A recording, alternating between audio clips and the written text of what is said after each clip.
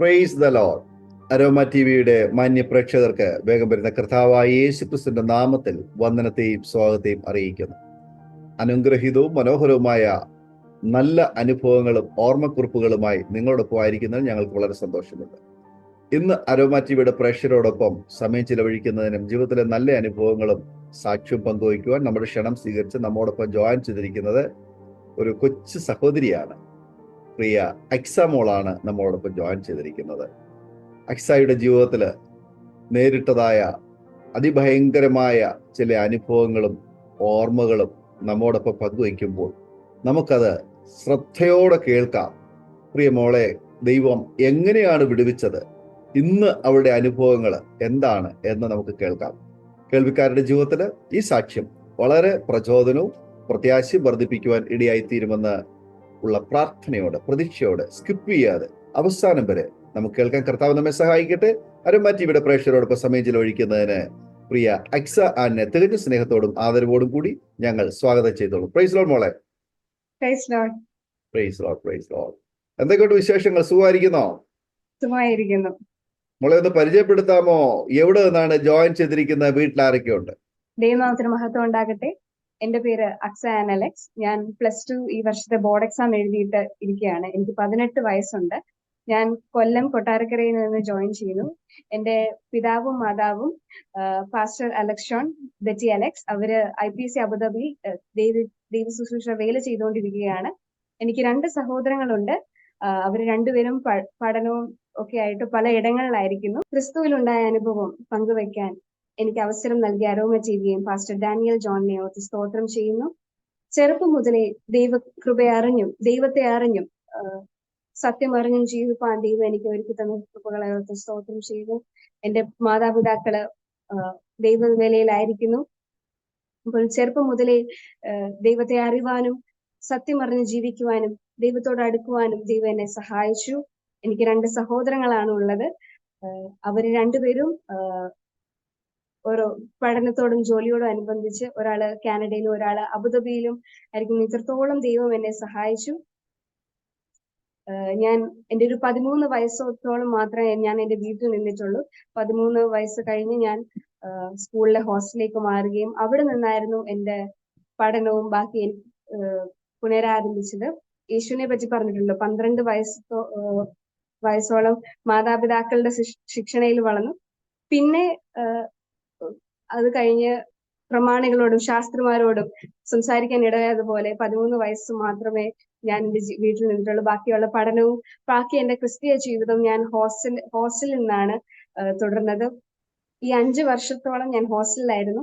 ആദ്യത്തെ ഒരു വർഷമൊക്കെയും ഞങ്ങൾക്ക് പുറത്തു പോയാണ്, ആരാധന ലഭിക്കില്ലല്ലോ ഹോസ്റ്റലുകളില്, നമുക്ക് ക്രിസ്തീയ ആരാധനകൾ വളരെ കുറവാണ്. അപ്പം ആദ്യത്തെ ഒരു വർഷം ഞങ്ങൾക്ക് പുറത്തു പോയി ആരാധിക്കാനുള്ള സൗകര്യം ഉണ്ടായിരുന്നു. പിന്നെ കോവിഡ് വന്നതോടെ ഞങ്ങൾക്ക് ആരാധിക്കാനോ പ്രാർത്ഥിപ്പാനോ ഒരു സാഹചര്യമില്ലാത്ത സമയത്ത് പിന്നീട് ഞങ്ങൾ തന്നെ ഹോസ്റ്റല് ഞങ്ങളുടെ ഒരു സാറ് കണ്ടക്ട് ചെയ്ത് അവിടെ പിന്നെ ദൈവം ഒരു സ്പിരിച്വൽ ഓപ്പണിംഗ് എനിക്ക് തന്നു. ഇന്നത്തോളം അന്ന് മുതൽ എൻ്റെ ജീവിതത്തിൽ ഓരോ സമയവും നോക്കിക്കഴിഞ്ഞാൽ ദൈവം എനിക്ക് ആരാധിക്കാനും പ്രാർത്ഥിപ്പാനും ഓരോ അവസരങ്ങൾ ദൈവം തന്നിരുന്നു. ആ കൂട്ടായ്മയിൽ പങ്കെടുക്കുവാനും അതിൽ ആക്റ്റീവ് ആകുവാനും ദൈവം, മാതാപിതാക്കൾ അടുത്തില്ലെങ്കിലും ദൈവത്തോടുള്ള ബന്ധം എനിക്ക് പുലർത്തുവാൻ ദൈവം എന്നെ സഹായിച്ചു. അതുമുതൽ ഇപ്പം എൻ്റെ +2 കഴിഞ്ഞു, ഞാനിപ്പോ വീട്ടിലായിരിക്കുന്നു. എന്നിരുന്നാലും ഇപ്പോഴും എനിക്ക് ദൈവം ഒരു അവസരം നൽകിയേക്കാണ്. എൻ്റെ അനുഭവം സാക്ഷ്യം പങ്കുവെക്കാൻ അരോമ ടിവിയിൽ എനിക്കൊരു അവസരം കിട്ടിയിരിക്കുകയാണ്. നമ്മുടെ ജീവിതത്തിൽ ഓരോ അനുഭവങ്ങളും അത്ഭുതങ്ങളും ദൈവം തരുന്നത് നമ്മളെ ഒരു ജീവിതത്തിന്റെ അടുത്ത ഘട്ടത്തിലേക്ക് ട്രെയിൻ ചെയ്യുകയാണ്. ജോസഫ് ഫറവോന് 2ാം മകനാവുന്നതിന് മുന്നേ വീട്ടിലൊരു ട്രെയിനിങ് ഉണ്ടായിരുന്നു, വിചാരകനായി. നമ്മുടെ ജീവിതത്തിൽ നമ്മളെ എപ്പോഴും ട്രെയിൻ ചെയ്യും. മോശ 40 വർഷം ട്രെയിൻ ചെയ്തതിന് ശേഷമാണ് ദൈവം ഇസ്രായേൽ മക്കളെ നയിക്കാൻ ദൈവം വിട്ടത്. അപ്പൊ നമ്മുടെ ജീവിതത്തിൽ ഓരോ സംഭവങ്ങളും ഓരോ അത്ഭുതങ്ങളും ഓരോ പരീക്ഷണങ്ങളും വിചാരിക്കും ദൈവമേ എന്തിനാണ്, അല്ലെങ്കിൽ ദൈവമേ എനിക്ക് ഇതിനൊന്നും കേപ്പബിലിറ്റി ഇല്ല, ഞാൻ ഇങ്ങനൊരു വ്യക്തിയല്ല, ദൈവമേ നീ എന്തിനാ എന്നെ തിരഞ്ഞെടുത്തു എന്ന് നമ്മൾ പലപ്പോഴും ചോദിക്കും. നമ്മുടെ പർപ്പസ് എന്താണ്? നമ്മൾ തന്നെ വിഷമത്തിലിരിക്കുമ്പോൾ, സങ്കടത്തിരിക്കുമ്പോൾ ദൈവമേ എന്നെ കൊണ്ടാകില്ല എന്നൊക്കെ പറയും. പക്ഷെ ദൈവം ഒരാളെ തിരഞ്ഞെടുക്കുന്നത്, ദൈവം ദൈവം ശമൂവേലിനോട് പറഞ്ഞതല്ലോ, മനുഷ്യനോ പുറമേ ഉള്ള കാര്യങ്ങൾ നോക്കുന്നു, ദൈവമോ ഹൃദയമോ നോക്കുന്നു. അപ്പം നമ്മുടെ ജീവിതത്തിൽ ഓരോ ഇത് തരുന്നെങ്കിൽ ദൈവത്തിന്റെ ഒരു മാർക്കാണ്, ദൈവത്തിന്റെ ഒരു അടയാളമാണ് നമ്മുടെ ജീവിതത്തിലേത്. അതൊരിക്കലും നമ്മൾ നിരസിക്കുവാനോ, ദൈവം ഒരു കാര്യം പറഞ്ഞിട്ടുണ്ടെങ്കിൽ അതിനായിട്ട് പുറപ്പെടുവാനും വിശ്വസിച്ച് പുറപ്പെടുവാൻ നമ്മൾ ഇടയാവണം. അത്തരത്തിലൊരു അനുഭവം പറയാനാണ് ദൈവം എന്നെ ഇന്ന് ഒരുക്കിയിരിക്കുന്നത്. എനിക്ക് എന്റെ 14ാമത്തെ പിറന്നാൾ കഴിഞ്ഞപ്പോൾ എനിക്ക് വീട്ടിലേക്ക് കടന്നു വരണമെന്നൊരു വാശി. എന്റെ മാതാവും പിതാവും വളരെ എനിക്ക് വേണ്ടി കാത്തിരിക്കുകയാണ് വീട്ടില്. ഞാൻ വരുന്നത് കൊണ്ട് പല പല വിരുന്നുകൾ ഉണ്ടാക്കുന്നു. അതിന്റെ തിരക്കില. കാരണം എന്റെ പിറന്നാൾ ആയതുകൊണ്ട് എന്റെ പിതാവ് ചർച്ചിലെ ഒരു മെമ്പറുമായിട്ട് എന്നെ വിളിക്കാൻ വരുന്നു. എന്റെ മാതാവ് വീട്ടില് നിൽക്കുകയാണ്.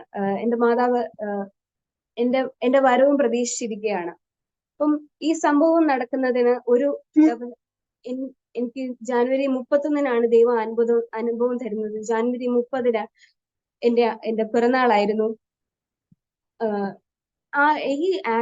ഈ ഒരു അനുഭവം നടക്കുന്നതിന് ഒരു ദിവസം മുന്നേ എന്റെ മാതാവിനോട് ദൈവാത്മാവ് ഇടപെടുവാനും, അനേക നിമിഷങ്ങൾ, അനേക മണിക്കൂറുകൾ ഒരു ഭാരം ഉള്ളിൽ കൊടുക്കുവാനും, ഒരു സ്വപ്നം ദൈവം കൊടുക്കുകയും അങ്ങനെ അതിനുവേണ്ടി പ്രാർത്ഥിപ്പാനും എന്റെ മാതാവ് പിന്നീട് അനുഭവം പങ്കുവെച്ചു.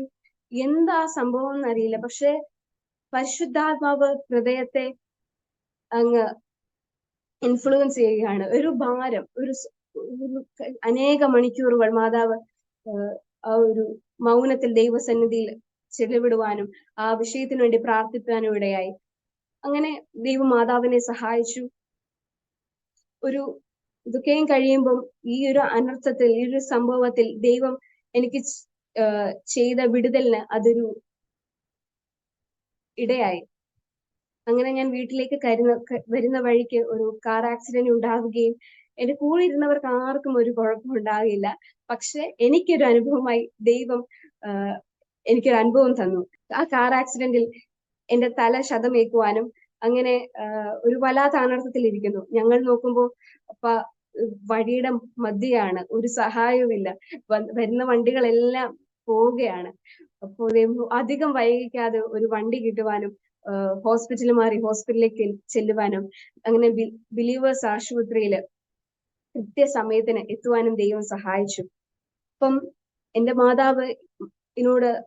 മാതാവിനോട് ഹോസ്പിറ്റലിൽ കടന്നു വരുവാനും, അങ്ങനെ ഞാനും പപ്പയും ആ ചർച്ച് മെമ്പറും മാത്രമായി അവിടെ ഹോസ്പിറ്റലിൽ ഇരിക്കുമ്പോൾ ആൾക്കാർ കടന്നു വരുവാനും ഒക്കെ ഇടയായി. അപ്പം എന്റെ മാതാവിനോട് ഡോക്ടർ പറഞ്ഞു, അവിടുത്തെ ന്യൂറോ സർജൻ പറഞ്ഞു, സർജറി വേണം, അല്ലാതെ ഇതിനൊരു ക്ഷമതയില്ല. കാരണം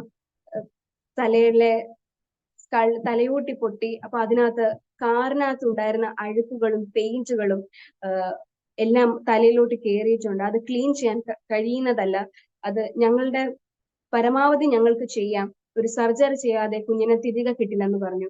എന്റെ മാതാവ് ആകെ കരഞ്ഞു, ആകെ വിഷമിച്ച് വല്ലാത്ത ഒരു സ്ഥിതിയിലായി. കാരണം ഒരു ഗൈഡൻസും ഇല്ലാതെ. എന്റെ മാതാവിനാണെങ്കിൽ എന്റെ മാതാവിന് മെഡിക്കലി ഒരു അറിവില്ലാതിരുന്നപ്പോൾ അവിടെയും ദൈവം ഒരാളെ തന്നു. അവിടുത്തെ നഴ്സുമാരെ സംസാരിക്കുവാനും അങ്ങനെ സർജറിക്ക് അനുവദിക്കാനും ഇടയായി. എന്റെ മാതാവ് വിചാരിക്കുമ്പോൾ അറിയില്ല അതിനെപ്പറ്റി, ഇതിനൊന്നും ഗ്രഹിക്കുവാനും ഉള്ളൊരു, പക്ഷെ ദൈവം വലിയൊരു ക്ഷമയും ഒരു മാനസിക ബലവും ദൈവം കൊടുത്തു. ചർച്ചിലെ ഒരു സഹോദരി മമ്മിയെ ഇമോഷണലി ബലപ്പെടുത്തുവാനും പിന്നീട് സർജറിക്ക് സമ്മതിക്കാനും ഇടയായി. അപ്പോഴും ഡോക്ടർ പറഞ്ഞു, സർജറിക്ക് ഞങ്ങൾ ചെയ്യാം, ഞങ്ങളുടെ പരമാവധി ചെയ്യാം, പക്ഷെ ക്രെയിനോട്ടമി ചെയ്യുന്ന തലയോട്ടിയുമായി ചെയ്യുന്ന സർജറികൾ ഒരിക്കലും ഒരു 100% വിജയിക്കില്ല അല്ലെങ്കിൽ ഒരിക്കലും ആ ഒരു വ്യക്തിക്ക് എന്തെങ്കിലും മാനസികമായോ ശാരീരികമായോ അവർക്ക് എന്തെങ്കിലും പ്രശ്നം ജീവിതകാലം മുഴുവൻ അവർ അനുഭവിക്കേണ്ടി വരും. അവർക്ക് ഇനി ഫിക്സ് വരാൻ ചാൻസ് ഉണ്ട്. ഒന്നെങ്കിൽ കുഞ്ഞിനെ കിട്ടില്ല, അല്ലെങ്കിൽ പകുതി വൈകല്യത്തോടെ, അല്ലെങ്കിൽ പാരലൈസ്ഡ് ആയിട്ടേ ഇനി ആളെ കിട്ടുള്ളൂ എന്ന് പറഞ്ഞു. അപ്പോഴും ഇതൊന്നും അപ്പോഴും മാതാവ് വളരെ വിഷമിക്കാനും ചർച്ചിലെ ആളുകളും പാസ്റ്റർമാരും, അറിയാവുന്ന പാസ്റ്റർമാരും ഒരുപാട് പേര്, അന്ന് ബിലീവേഴ്സ് കാണാത്ത ഒരു ആൾക്കൂട്ടം ദൈവം എനിക്കായിട്ട് പുറപ്പെടുവിച്ചു. അത്രയും പാസ്റ്റർമാർ കടന്നു വരുവാനും അനേക ദൈവമക്കൾ എനിക്ക് വേണ്ടി പ്രാർത്ഥിപ്പാനും ഇടയായി. എന്നെ ഒരു 10:30 ആയപ്പോഴത്തേക്ക് എന്നെ ഓപ്പറേഷൻ തിയേറ്ററിലേക്ക് കിടത്തി. ഓപ്പറേഷൻ തുടങ്ങിയപ്പോഴും എന്റെ ഇന്റേണൽ ബ്ലീഡിങ് എനിക്ക് സ്റ്റാർട്ട് ചെയ്തിരുന്നു. ഇന്റേണൽ ബ്ലീഡിങ് തുടങ്ങിക്കഴിഞ്ഞാൽ ഒരു ബ്രെയിനിനെ പറ്റി അറിയാവുന്ന ആൾക്കാർക്ക് അറിയാം, ഇന്റേണൽ ബ്ലീഡിങ് തുറന്നു കഴിഞ്ഞാൽ പിന്നെ ചാൻസ് ഇല്ല, ഒരു ചാൻസും ഇല്ല. ഒരിക്കലും ഇങ്ങനെ ഇരുന്ന് സംസാരിക്കേണ്ട വ്യക്തിയല്ല ഞാൻ.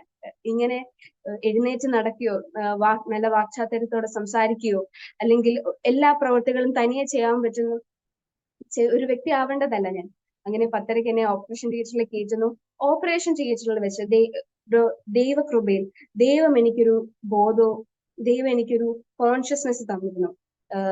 ഓപ്പറേഷൻ തിയേറ്ററിൽ ഡോക്ടർ എന്നെ തട്ടി വിളിച്ചപ്പോൾ അപ്പോൾ തന്നെ റെസ്പോണ്ട് ചെയ്യുവാനും അപ്പോൾ തന്നെ എന്റെ ഓർമ്മ നഷ്ടപ്പെട്ടിട്ടുണ്ടോ എന്നൊക്കെ അവര് ചിന്തിച്ചു. അവർ ഓരോ ക്വസ്റ്റ്യൻസ് എന്നോട് ചോദിക്കാൻ തുടങ്ങി.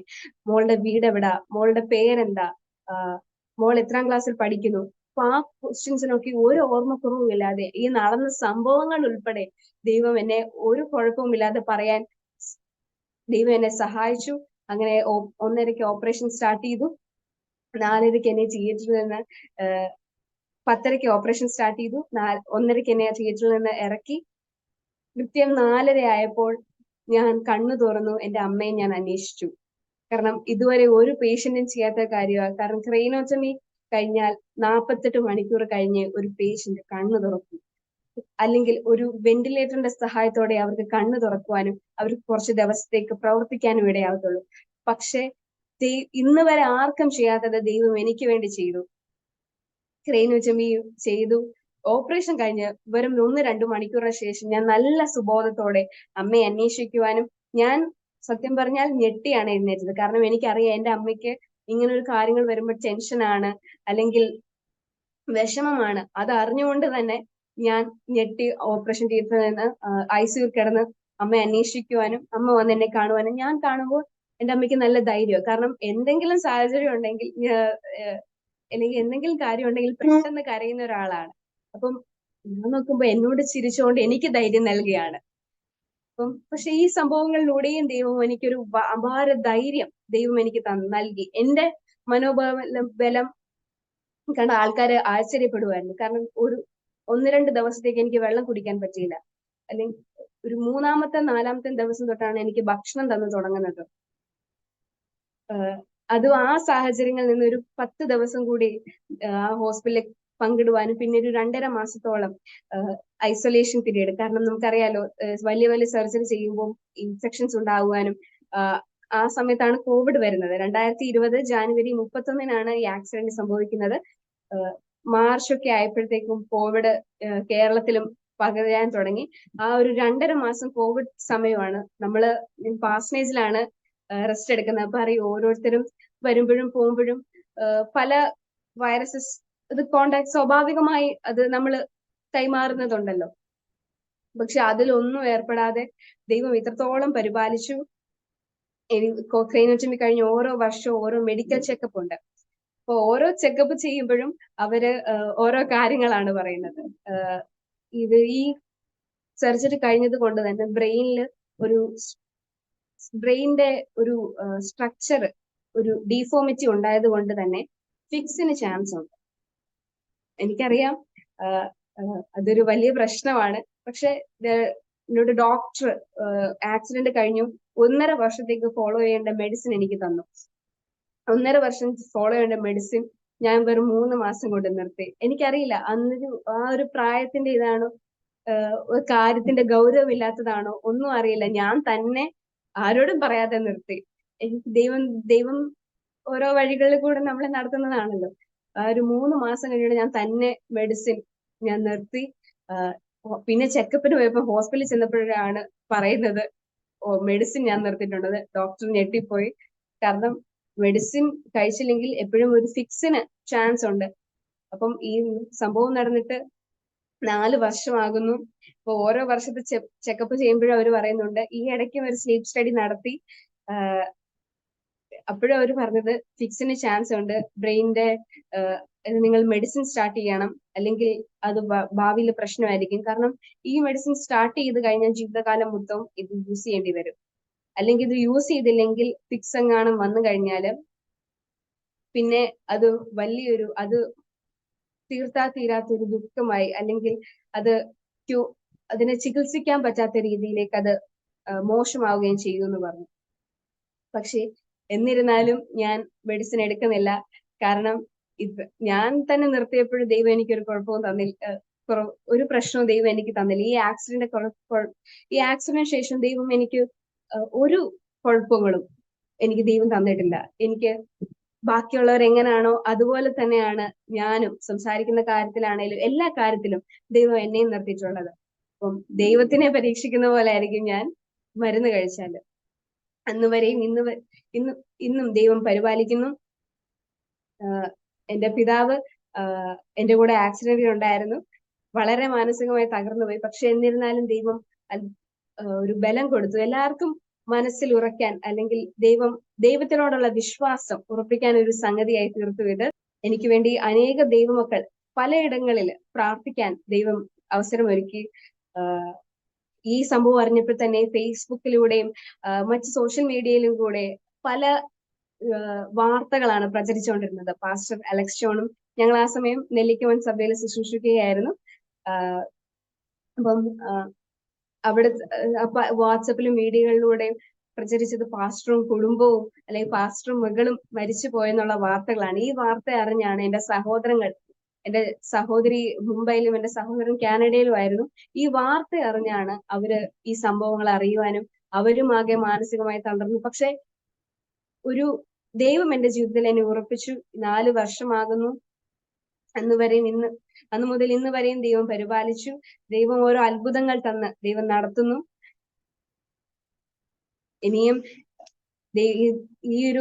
ഞാൻ ദൈവത്തോട് പലപ്പോഴും ചോദിച്ചിട്ടുണ്ട്, ദൈവമേ എന്റെ പർപ്പസ് എന്താണ്? എനിക്ക് ഈ അനുഭവം തന്നല്ലോ, എനിക്ക് ഒന്നും അധികമായി ചെയ്യാൻ കഴിയുന്നില്ല, അല്ലെങ്കിൽ എന്നെ കൊണ്ടാവുമെന്ന് ഞാൻ പലപ്പോഴും ചോദിച്ചിട്ടുണ്ട്. പക്ഷെ അപ്പോഴും ദൈവം ഒരു ധൈര്യം തന്നിട്ടുണ്ട്. ദൈവത്തിന് ഒരു സമയമുണ്ട്, തക്ക സമയത്ത് അവൻ വിടുവിക്കും. നമ്മള് കാനാവിലെ യേശുവിന്റെ ആദ്യത്തെ അത്ഭുതമായ കാനാവിലെ കല്യാണത്തില് വെള്ളം വീഞ്ഞാക്കിയ കഥ ഓർക്കുമ്പോൾ ദൈവം പറയുന്നുണ്ട്, സ്ത്രീയെ എനിക്ക് ഒരു സമയമുണ്ട്, അല്ലെ? അപ്പം അപ്പം മറിയ ചെന്ന ശിഷ്യന്മാരോട് പറയുന്നു, യേശു പറയുന്ന പോലെ തന്നെ ചെയ്യണം. അപ്പം യേശു കൽപാത്രങ്ങളിൽ വെള്ളം നിറച്ചു വെക്കാൻ പറഞ്ഞപ്പം അവിടുത്തെ ശുശ്രൂഷക്കാര് ഒന്നും ചോദിക്കാതെ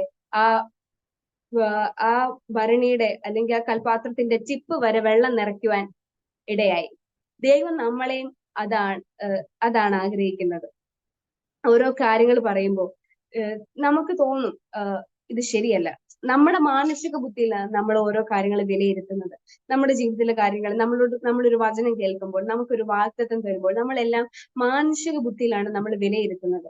പക്ഷെ ദൈവത്തെ ആ ശുശ്രൂഷക്കാരെ പോലെ ദൈവം പറയുമ്പോൾ ഉടനെ അത് ഭരണിയിൽ വെറുതെ വെള്ളം നിറച്ചില്ല, ഭരണിയുടെ അറ്റത്തോളം വെള്ളം നിറച്ചു. അങ്ങനെ ഒരു വിശ്വാസം, ഒരു ചെറിയ കാര്യത്തില് അല്പത്തിൽ വിശ്വസ്തത കാണിക്കുന്നവനെ അധികത്തിൽ വിശ്വസ്തനാക്കുന്ന ദൈവവചനം. അപ്പം എന്ത് ചെറിയ കാര്യമാണെങ്കിൽ പോലും അത് ദൈവത്തെ വിശ്വസിച്ച് അത് പൂർണ്ണമായി ചെയ്യുമ്പോഴാണ് ദൈവം നമുക്ക് വേണ്ടി ഇറങ്ങി വരുന്നത്. ഈ വണ്ടി ഇടിക്കുമ്പോൾ അതൊരു വളവിന്റെ ഒരു കുഴിയുടെ സൈഡിലാണ് ഈ വണ്ടി ഇടിക്കുന്നത്. അപ്പം ഞങ്ങളെ വണ്ടി ആ ഒരു ഇടിയില് കറങ്ങി നിൽക്കുവാനും ഒരു പോസ്റ്റ് അടുത്തുണ്ടായിരുന്നു. ആ പോസ്റ്റിന്റെ തൊട്ടു മുന്നേ ഈ വണ്ടി വന്ന് നിൽക്കുവാനും ഇടയായി. ആ പോസ്റ്റില് ഒരു ചെറിയ ഒരു പോർഷൻ കൂടെ ഉണ്ടായിരുന്നു. ആ പോസ്റ്റിൽ ഇടിച്ചായിരുന്നെങ്കിൽ ഇതിനേക്കാളും വലിയൊരു അനർത്ഥം ഉണ്ടായേനെ.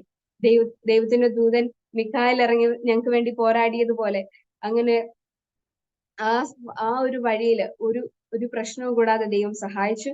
എന്റെ പിതാവും വണ്ടി ഇടിക്കുമ്പോൾ ആ സ്റ്റീറിംഗിൽ ചെന്ന് ഇടിക്കുകയും ദേഹത്ത് ക്ഷതങ്ങൾ ഏൽക്കുവാനും ഇടയായി. പുറത്ത് കാണാത്ത രീതിയിൽ ഉള്ളിൽ ക്ഷതമേക്കുവാനും ഇടയായി. പക്ഷെ എന്നിരുന്നാലും ഒരു പോറൽ പോലും ഉണ്ടാവാൻ ദൈവം സഹായിച്ചില്ല. ദൈവത്തിന്റെ കരുണയിറങ്ങി വന്നു. ഒരു എടുത്തു പറയേണ്ട കാര്യം എന്താണെന്ന് വെച്ചാൽ, ഞങ്ങളുടെ കൂടെ ഒരു ചർച്ച് മെമ്പർ ഉണ്ടായിരുന്നു എന്ന് പറഞ്ഞില്ല. അവര് എന്റെ പിതാവും ആ സഹോദരനും അവരുടെ നാഗ്പൂരിലേക്കുള്ള മിഷൻ ട്രിപ്പിന്റെ സാങ്ഷനുമായിട്ടാണ് എന്നെ വിളിക്കാൻ വരുന്നത്. അപ്പം വളരെ നാളുകളായിട്ട് അവർ പ്രാർത്ഥിച്ചുകൊണ്ടും അവർ PIPയില് അവരെല്ലാരും തയ്യാറെടുക്കുന്ന ഒരു മിഷൻ ട്രിപ്പ്, നാഗ്പൂരിലേക്കുള്ള ഒരു മിഷൻ ട്രിപ്പിന്റെ ഒരു ടിക്കറ്റുമായിട്ടാണ് അവരെന്നെ വിളിക്കാൻ വരുന്നത്. ആ സമയത്താണ് ഈ അപകടം നടക്കുന്നത്.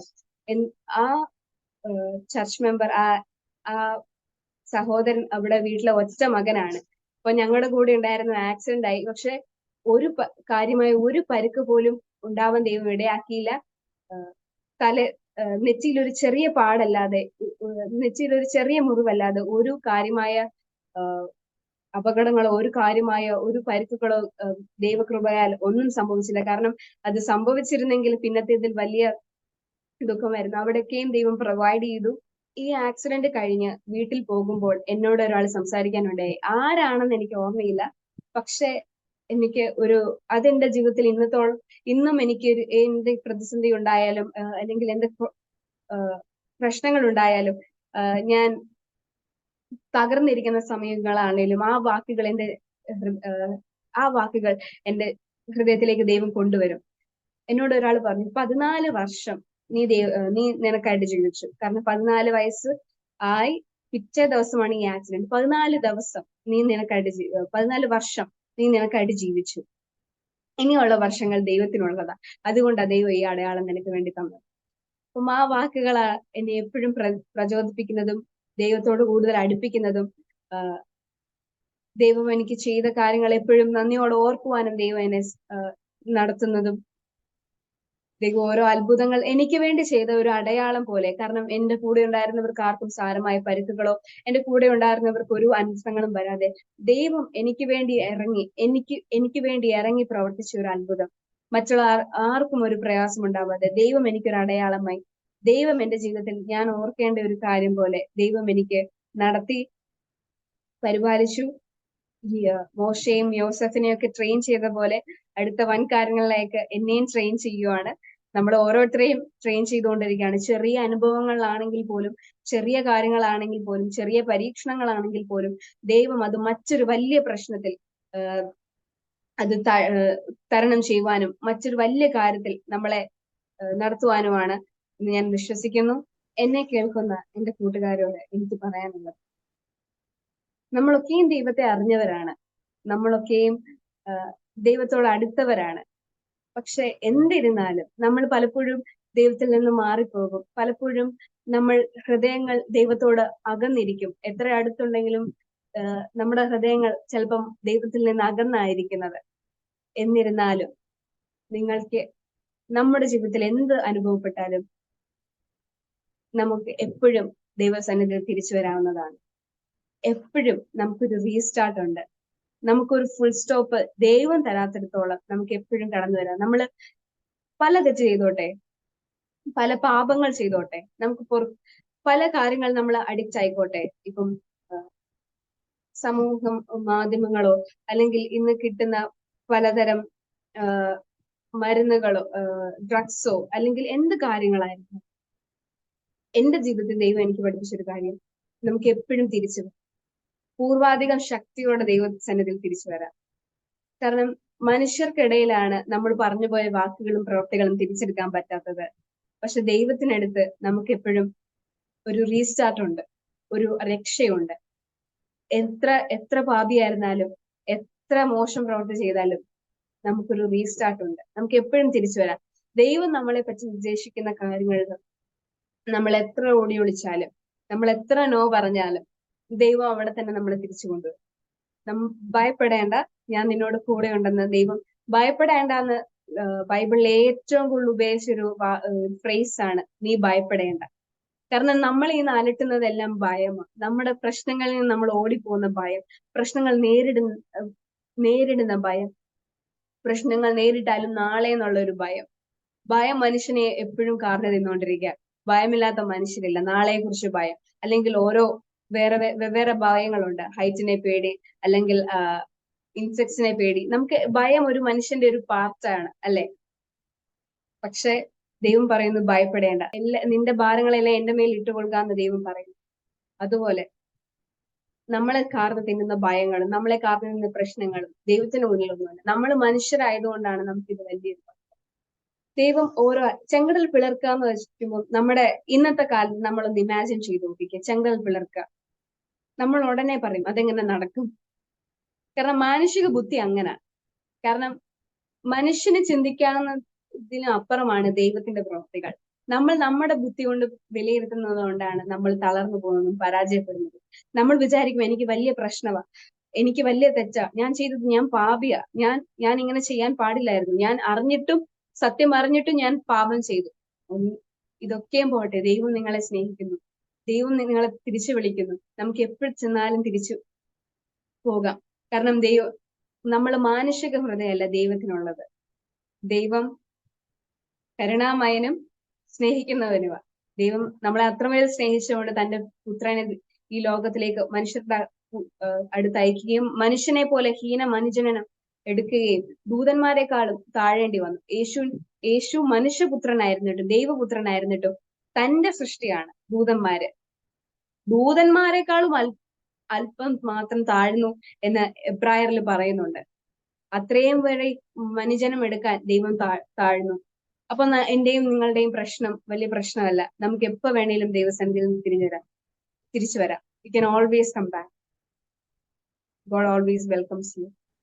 ഹോസ്റ്റലിൽ നിന്ന് വീട്ടിലേക്ക് തിരിച്ചു വരുന്ന സമയം ഞാൻ കാറിന്റെ ബാക്ക് സീറ്റിലായിരുന്നു ഇരുന്നത്. ഞാൻ ഉറങ്ങുകയായിരുന്നു. ഹോസ്റ്റലിൽ നിന്ന് അത്രയും നേരം വീട്ടിൽ വരണമെന്നുള്ള ഒരു ആകാംക്ഷയില് ഞാൻ സ്കൂള് കഴിഞ്ഞു ഉടനെ ബാഗ് എടുത്തു ഇറങ്ങി. ഒന്നും കഴിക്കാനോ ഒന്നും നിൽക്കാതെ ഞാൻ അത്രയും ആകാംക്ഷയോടെ വീട്ടിൽ വരാൻ നിന്നു. അപ്പം ഞാൻ ബാക്ക് സീറ്റിൽ ഇരുന്ന് ഉറങ്ങുകയായിരുന്നു. എന്റെ പിതാവും ചർച്ചിലെ മെമ്പറും മുന്നിൽ ഇരിക്കുമ്പോൾ ഞാൻ ബാക്ക് സീറ്റിൽ ഇരുന്ന് ഉറങ്ങുകയായിരുന്നു. ഈ ആക്സിഡന്റ് വണ്ടി ഇടിക്കുന്ന സമയത്ത് ഞാൻ ഉറങ്ങുകയായിരുന്നു. തിരിച്ച് വണ്ടി ഇടിച്ചു. എന്റെ തല എവിടെയാ ചെന്ന് മുട്ടിയെ, അല്ലെ എന്റെ കാൽ എവിടെയാ ചെന്ന് മുട്ടിയെന്നൊന്നും എനിക്കറിയില്ല.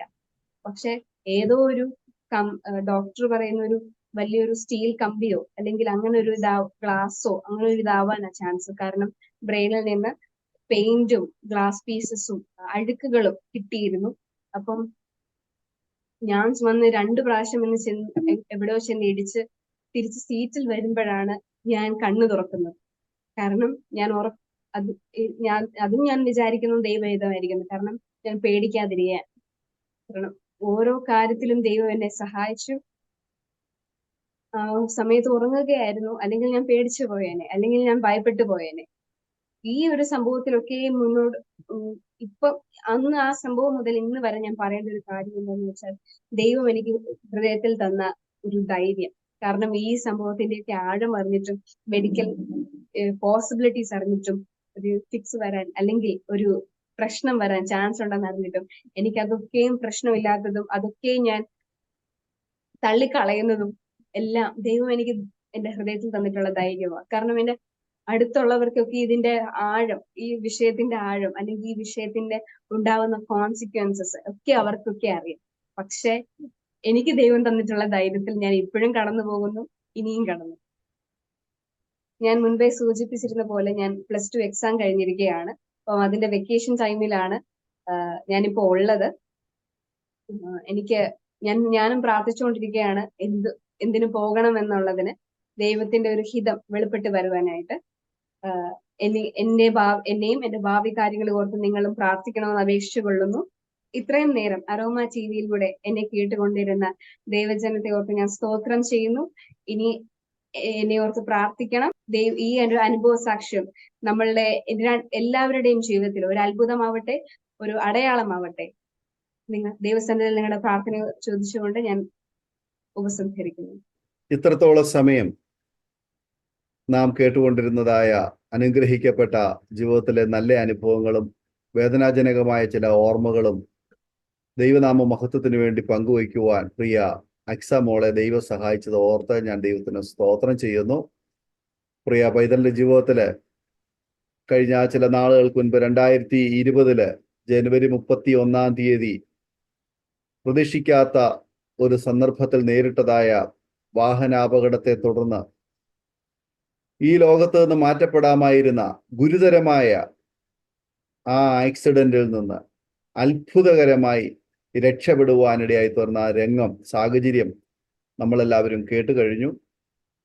പ്രിയ പൈതലിന്റെ പിതാവും മറ്റു സഹോദരനുമായി ഹോസ്റ്റലിൽ നിന്ന് പ്രിയ പൈതലിനെ അവളുടെ ബർത്ത്ഡേക്ക് ശേഷം വിളിച്ചുകൊണ്ട് വീട്ടിലേക്ക് വെക്കേഷന്റെ സമയത്ത് വരുന്ന സന്ദർഭത്തിലാണ് ഈ വാഹനാപകടം മല്ലപ്പള്ളിയിൽ വെച്ച് ഉണ്ടാകുവാനിടയായി തീർന്നത്. സോഷ്യൽ മീഡിയകളിലും മാധ്യമങ്ങളിലും എല്ലാം ആ സമയത്ത് ഈ വാർത്ത നിറഞ്ഞു നിന്നത് പല പ്രിയപ്പെട്ടവരും ഓർക്കുന്നുണ്ടാവാം. എല്ലാവരും പ്രാർത്ഥിച്ചു. അത്ഭുതകരമായ ഒരു വിടുതൽ, ആ പ്രാർത്ഥനയുടെ മറുപടി എന്ന വേണം. ഇന്ന് പ്രിയ പൈതൽ അക്സമോള് നമ്മളോട് അവളുടെ ജീവിതത്തിലുണ്ടായ ആ ആഘാതത്തെക്കുറിച്ച് പങ്കുവയ്ക്കുവാൻ ഇടയായി തീർന്നു. വാത്സല്യ കർത്താവിന്റെ ദാസൻ പിതാവ് അലക്സ് ജോൺ അവറുകള് അവര് കുടുംബമായി അവര് അബുദാബിയിലെ കർത്താവിന്റെ വേലയുള്ള ബന്ധത്തില് അവര് ഇന്ന് ആയിരിക്കുന്നല്ലോ. പ്രിയ ദൈവദാസനെയും ദൈവം അത്ഭുതകരമായി സൂക്ഷിച്ചു. കൂടെ യാത്ര ചെയ്ത പ്രിയ സഹോദരനെയും ദൈവം അത്ഭുതകരമായി സൂക്ഷിച്ചു. ഇന്ന് ആ കുടുംബത്തെ ദൈവം സൗഖ്യത്തോടെ ആരോഗ്യത്തോടെ ദൈവകൃപയിൽ നിർത്തിയിരിക്കുന്നത് ഓർത്ത് ഞാൻ ദൈവത്തിന് സ്തോത്രം ചെയ്യുന്നു. പിന്നെയും ഈ കുടുംബത്തെ ദൈവം അനുഗ്രഹിക്കട്ടെ എന്ന് ആശംസിക്കുന്നു, പ്രാർത്ഥിക്കുന്നു. ആമേന്. തീർച്ചയായിട്ടും പ്രിയ പൈതലെ ഇപ്പോൾ 12th കഴിഞ്ഞിരിക്കുകയാണ്. തുടർന്നുള്ളതായ അവളുടെ പഠന ഭാവിയൊക്കെ ദൈവത്താൽ അനുഗ്രഹിക്കപ്പെടേണ്ടതിന് വേണ്ടി കർത്താവിന് ഏറെ പ്രയോജനപ്പെടുവാൻ പ്രിയ പൈതലിനെ ദൈവം സഹായിക്കേണ്ടതിന് പ്രാർത്ഥിക്കാം. വൈദ്യശാസ്ത്ര പ്രകാരം ഒന്നുകിൽ വൈകല്യം നേരിടാം, അല്ലെങ്കിൽ ആരോഗ്യ പ്രശ്നങ്ങൾ ഉണ്ടാകാം, അല്ലെങ്കിൽ മരണം സംഭവിക്കാം. അതുകൊണ്ട് ഈ സർജറിക്ക് അവർ തയ്യാറാകുന്നില്ല, ഗ്യാരണ്ടി തരുന്നില്ല എന്ന് പറഞ്ഞപ്പോൾ ആമേനെ തലച്ചോറിൽ നടത്തിയതായ ആ ശസ്ത്രക്രിയ ആമേനെ മറ്റ് പ്രയാസങ്ങള് ഒന്നും കൂടാതെ അത്ഭുതകരമായ രീതിയിൽ ആ സർജറി പൂർത്തീകരിക്കപ്പെടുവാനും ആമേനെ അതിന്റെ തുടർ ചികിത്സ എന്ന വേണം ആമേനെ വർഷങ്ങളോളം കഴിക്കേണ്ടുന്ന മരുന്ന് വളരെ കുറച്ച് ദിവസം മാത്രം കഴിച്ചതിന് ശേഷം നിർത്തി ഇപ്പോൾ വിശ്വാസത്തിൽ ജീവിക്കുന്ന പ്രിയ പൈതലിനെ ഓർത്ത് ഞാൻ കർത്താവിന് സ്തോത്രം ചെയ്യുന്നു. ആമേൻ. ഞങ്ങളെ കേട്ടുകൊണ്ടിരിക്കുന്ന മാന്യ പ്രേക്ഷകരെ, ആമേൻ, നിങ്ങൾക്ക് ഈ സാക്ഷ്യം അനുഗ്രഹമായി തീർന്നുവെന്ന് ഞങ്ങൾ വിശ്വസിക്കുകയാണ്. ആമേനെ. ദൈവസന്നിധിയിൽ നമുക്ക് ഒരു നിമിഷം പ്രാർത്ഥിക്കാം. കർത്താവ് നമ്മെ സഹായിക്കട്ടെ. പ്രിയ അക്സ മോൾക്ക് വേണ്ടി പ്രാർത്ഥിക്കാം, അവരുടെ പേരൻസിന് വേണ്ടി പ്രാർത്ഥിക്കാം, അവരുടെ ഫ്യൂച്ചറിന് വേണ്ടി പ്രാർത്ഥിക്കാം. ദൈവം ആമെ സഹായിക്കട്ടെ. ഒരു നിമിഷം നമ്മുടെ കണ്ണുകളെ അടയ്ക്കാം, ഹൃദയങ്ങളെ ആഗ്രഹമാക്കാം. സ്നേഹവാനും പരിശുദ്ധനുമായ ഞങ്ങളുടെ പ്രിയ കർത്താവെ, അനുഗ്രഹീതവും മനോഹരവുമായ നല്ല നിമിഷങ്ങൾക്കായി തിരുനാമത്തെ ഞങ്ങൾ വാഴ്ത്തുന്നു, സ്തോത്രം ചെയ്യുന്നു, സ്തുതിക്കുന്ന കർത്താവെ. അരോമ ടിവിയുടെ ഈ ചാനലിലൂടെ ഞങ്ങളെ ശ്രവിച്ചുകൊണ്ടിരുന്ന മാന്യ പ്രേക്ഷകർക്കായി സ്തോത്രം ചെയ്യുന്നു കർത്താവെ. ഞങ്ങളെ ലോകത്തിന്റെ വിവിധ ഇടങ്ങളിൽ ഇരുന്നു കൊണ്ട് വീക്ഷിക്കുന്ന പ്രിയപ്പെട്ടവർക്ക് ആമേന ഓരോ അനുഭവ സാക്ഷ്യവും അവരുടെ ജീവിതത്തിൽ അനുഗ്രഹമായി തീരാൻ കർത്താവ് സഹായിച്ചു കൊണ്ടിരിക്കുന്നു. ഇന്ന് സാക്ഷ്യം പങ്കുവച്ച പ്രിയ അക്സാമോൾക്കായി സ്തോത്രം. ആമേൻ. 2020 ജനുവരി മാസം 31 അപ്രതീക്ഷിതമായ അവരുടെ ജീവിതത്തിൽ നേരിട്ടതായ ആമേൻ ആ വാഹനാപകടത്തിൽ നിന്നും ദൈവം അത്ഭുതകരമായി വിടുവിച്ചു. ഇന്നും ജീവിക്കുന്ന സാക്ഷ്യം പറയുവാൻ കർത്താവ് പൈതലിനെ സഹായിച്ചതിനായി സ്തോത്രം. അതേ തുടർന്ന് അവിടെ പഠനമൊക്കെയും ആമേനെ തുടരുവാൻ ദൈവം സഹായിച്ചു. ഇപ്പോൾ 12th ബോർഡ് എക്സാം കഴിഞ്ഞിരിക്കുന്നു. തുടർന്നുള്ളതായ പഠനം ഭാവി ദൈവത്താൽ അനുഗ്രഹിക്കപ്പെടേണ്ടതിന് തൃക്കരങ്ങളിലേക്ക് ഞങ്ങൾ ഭരമേൽപ്പിക്കുന്നു. യേശുവിന്റെ നാമത്തിൽ പൈതലിനെ അനുഗ്രഹിച്ച് പ്രാർത്ഥിക്കുന്നു. അവരുടെ ശിരസ് മുതൽ പാദം വരെ സൗഖ്യ ആരോഗ്യ ദീർഘായുസും ദൈവമേ അവിടുന്ന് കൽപ്പിക്കണമേ. യാതൊരു വിധമാകുന്ന ക്ഷതമോ കേടുപാടുകളോ ആരോഗ്യ പ്രശ്നങ്ങളോ അവരുടെ ജീവിതത്തിൽ ഉണ്ടാകാതെ ദൈവം പൈതലിനെ കാത്തുകൊള്ളണമേ. അവരുടെ മാതാപിതാക്കന്മാർക്ക് അവളൊരാശ്വാസമായി തീരട്ടെ. ദൈവരാജ്യത്തിന് ദൈവനാമ മഹത്വത്തിന് പ്രിയ പൈതലിന്റെ അനുഗ്രഹമായി തീരട്ടെ. അനേകരുടെ മുൻപാകെ കർത്താവിനെ ഉയർത്തുവാൻ പൈതലിനെ അവിടുന്ന് സഹായിക്കണമേ എന്ന് ഞങ്ങൾ ദൈവത്തോട് പ്രാർത്ഥിക്കുന്നു. കർത്താവിന്റെ ദാസൻ കുടുംബം ആമേനായിരിക്കുന്നിടത്ത് ദൈവരെ സൂക്ഷിക്കണം. ശുശ്രൂഷ മണ്ഡലങ്ങളിൽ ശക്തമായി ദൈവരാജ്യത്തിന് വേണ്ടി നിലകൊള്ളുവാൻ പ്രയോജനപ്പെടുവാൻ അവിടുന്ന് വീണ്ടും ഉപയോഗിക്കണമേ എന്ന് ഞങ്ങൾ ദൈവത്തോട് പ്രാർത്ഥിക്കുന്നു. ഇത്രത്തോളം സമയം ഞങ്ങളെ കേട്ടുകൊണ്ടിരുന്ന മാന്യ പ്രേക്ഷകർ യേശുവിന്റെ നാമത്തിൽ ഞങ്ങൾ അനുഗ്രഹിച്ച് പ്രാർത്ഥിക്കുന്നു. കേൾവിക്കാരിൽ പല പ്രിയപ്പെട്ടവരും പല ആരോഗ്യ പ്രശ്നങ്ങള്, സാമ്പത്തിക ബുദ്ധിമുട്ടുകള്, തലമുറയെക്കുറിച്ചുള്ള ഭാരം, ആമേനെ, അതുപോലെ നാളെയെക്കുറിച്ചുള്ള ആശങ്ക, ജോലി സംബന്ധമായുള്ള പ്രയാസങ്ങള്, കടബാധ്യതകള്, കെടുതികള്, ആമേന്, വാർദ്ധക്യ സഹജമായ ശാരീരിക പ്രശ്നങ്ങളൊക്കെ അഭിമുഖീകരിക്കുന്ന ഒത്തിരി പ്രിയപ്പെട്ടവരുണ്ട്. കുഞ്ഞുങ്ങളുടെ നാളെയെക്കുറിച്ച് ആശങ്കപ്പെടുന്ന പ്രിയപ്പെട്ടവരുണ്ട്. വിവാഹ വിഷയങ്ങളെക്കുറിച്ച് ഭാരപ്പെടുന്ന പ്രിയപ്പെട്ടവരുണ്ട്. കടബാധ്യതയാൽ ഭാരപ്പെടുന്ന പ്രിയപ്പെട്ടവരുണ്ട്. ആമേനെ, അങ്ങനെ വിവിധ നിലകളിൽ പ്രാർത്ഥനയ്ക്കായി വിഷയങ്ങൾ ഷെയർ ചെയ്തിരിക്കുന്ന ഞങ്ങളുടെ കൂട്ടു സഹോദരങ്ങളെ ഓർത്ത് ഞങ്ങൾ പ്രാർത്ഥിക്കുന്നു.